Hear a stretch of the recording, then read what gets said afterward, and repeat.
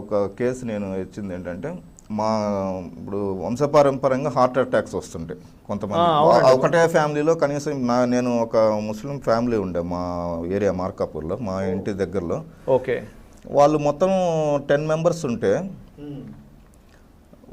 అతనికంటే చిన్న వాళ్ళు కూడా మొత్తం టోటల్ 10 మెంబర్స్లో ఒక 8 మెంబర్స్ చనిపోయారండి విత్ హార్ట్ అటాక్.